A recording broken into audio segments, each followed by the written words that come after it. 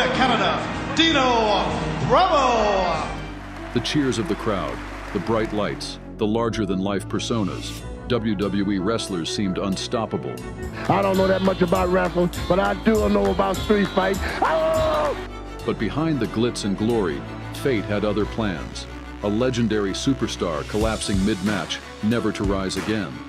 My wife and my children will not be watching Raw because I am going to do something that is unthinkable. A beloved champion found murdered in a locker room. These weren't just stories. They were real-life nightmares that no script could ever write. Brace yourself as we relive the most shocking deaths in WWE history.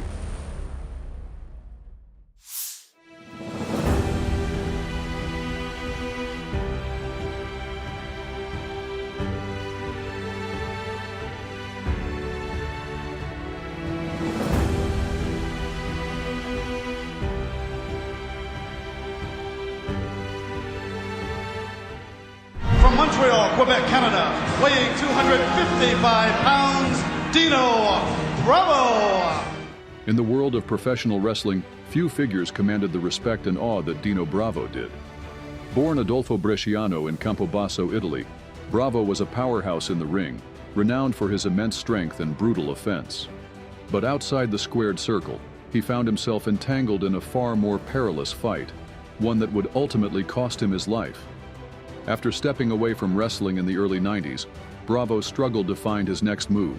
With few opportunities, he reportedly turned to organized crime, leveraging his connections to the Catroni crime family to smuggle cigarettes across the Canadian border. This lucrative but risky business was a far cry from the cheers of the crowd, and on March 10, 1993, that risk caught up with him. Bravo was found in his home just north of Montreal, riddled with bullets in what appeared to be a clear execution.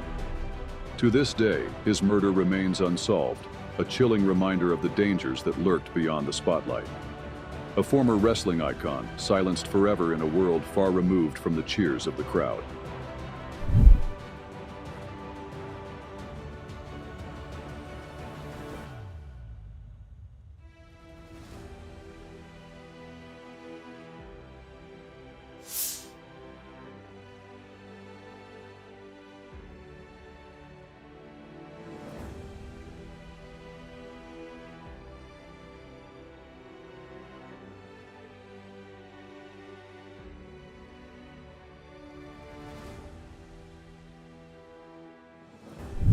He was one of the greatest technical wrestlers of all time. Chris Benoit, a former WWE World Champion, was revered for his intensity and unmatched dedication. My wife and my children will not be watching Raw because I am going to do something that is unthinkable. But in June 2007, over a 3-day period from June 22nd to 24th, his name became synonymous with one of the most horrifying tragedies in wrestling history. Former champion Chris Benoit found dead in his Atlanta home along with his wife and young son. Police now treating the discovery as a double murder-suicide. Benoit killed his wife, Nancy, and their 7-year-old son, Daniel, before taking his own life. The crime sent shockwaves through the wrestling world, leaving fans and fellow wrestlers struggling to understand how one of their own could commit such an act. Reports later revealed that Benoit suffered from severe brain damage, including chronic traumatic encephalopathy, CTE, with his condition likened to that of an 85-year-old Alzheimer's patient in terms of its severity. Years of head trauma from his wrestling career had taken their toll. Benoit's legacy was largely erased from WWE history, his name now a whispered cautionary tale, a once beloved champion, remembered not for his victories, but for the unthinkable crime that ended his story.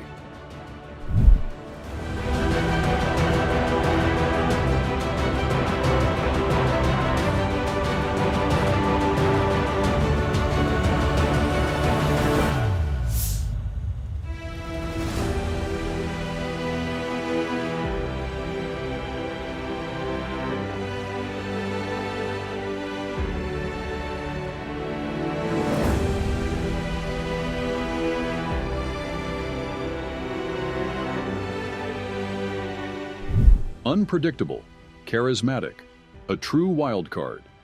Brian Pilman was a wrestling enigma. blurring the lines between reality and fiction with his infamous loose cannon persona. But behind the chaos and controversy was a man battling immense physical and emotional pain. Pilman had it all: NFL-level athleticism, high-flying agility, and a mind for the business. However, a severe car accident in 1996 left him with a shattered ankle, forcing him to wrestle in excruciating pain. He struggled with substance abuse issues, which added to his personal turmoil. Then, on October 5, 1997, just hours before a scheduled match at WWE's Bad Blood, Pilman was found dead in his hotel room due to an undiagnosed heart condition, a tragic echo of his father's fate. His death rocked the wrestling world. At just 35 years old, Pilman's career was cut short, leaving behind a legacy of innovation and a cautionary tale of wrestling's brutal toll. As a pioneer of the worked shoot style, Pilman's influence continues to shape the industry, inspiring future generations of wrestlers to push boundaries and challenge the status quo.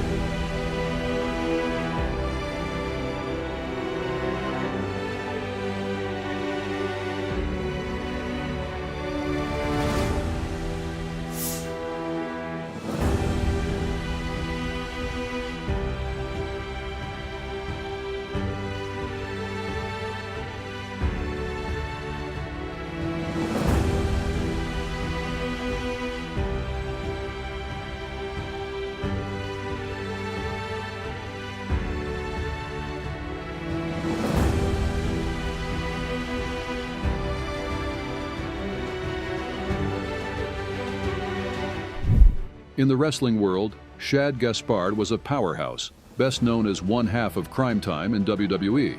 But outside the ring, he was something far greater, a hero. On May 17, 2020, Shad was swimming with his 10-year-old son, Aryeh, at Venice Beach when a strong rip current pulled them into danger. Lifeguards rushed to help, but Shad had only one priority: his son. He directed rescuers to save Aryeh first, a selfless act that would be his last. I don't have that information firsthand, but I did hear that there was an effort to save his son, and that our lifeguard was able to do that. Moments later, another wave crashed over him, and Shad disappeared beneath the water. 3 days later, his body washed ashore. He was 39. His final act was one of ultimate sacrifice, a father giving his life to protect his child. In recognition of his bravery, Shad was posthumously awarded the 2022 Warrior Award by WWE. The wrestling world mourned, but Shad Gaspard's legacy isn't just in the ring. It's in the love of a father and the heroism of a man who put family first, no matter the cost. I love you, son. I love you, Daddy.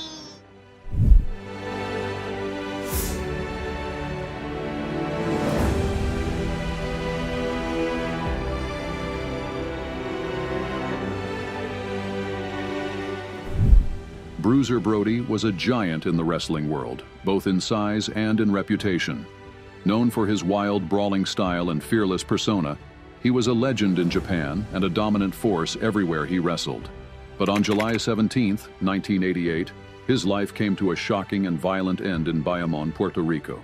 Before a match at Juan Ramon Lubriel Stadium, Brody was called into the shower area of the locker room by fellow wrestler and booker, Jose Gonzalez. Moments later, screams echoed through the stadium.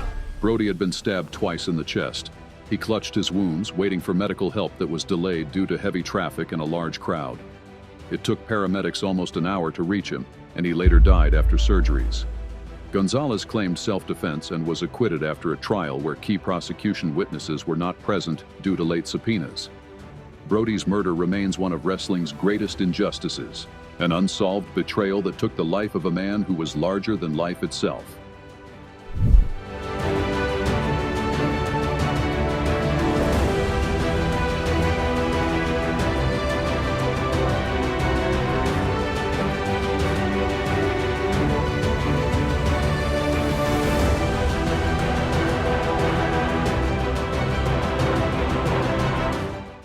don't know that much about wrestling, but I do know about street fight. Oh! In the 1980s, no one commanded the crowd like Junkyard Dog. With his signature chain, infectious charisma, and sheer power, he became one of wrestling's first black megastars, beloved by fans across the world. As a pioneer, he broke barriers and inspired a generation of wrestlers. Oh yeah, the dog came out of his hiding place. Started to begin to move up and down that ladder once again. And like I said, time and time again.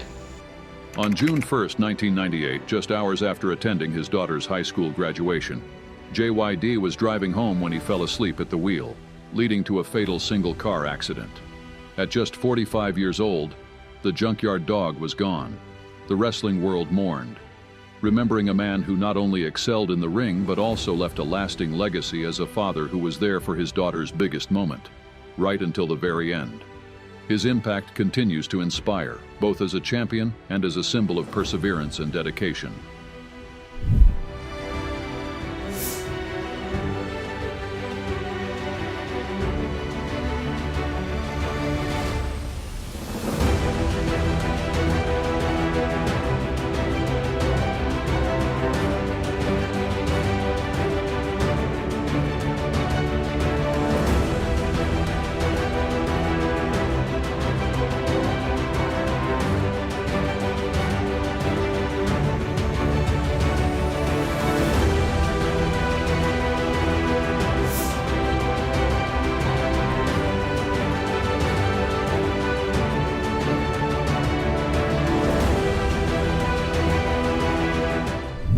Moondog Spot was a wild man of the ring, a brawler known for his scruffy beard, gnawed-up bones, and unpredictable style.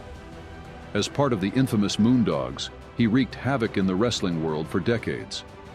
But on November 29, 2003, his final match ended in tragedy.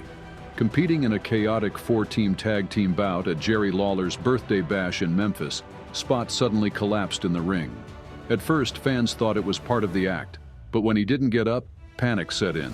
He had suffered a massive heart attack mid-match, believed to be complicated by diabetes. Despite efforts to revive him, he was pronounced dead at just 51 years old. Moondog Spot died doing what he loved, performing for the crowd. His untamed, no-rules style made him a cult favorite, and even in his final moments, the roar of the fans was the last thing he heard.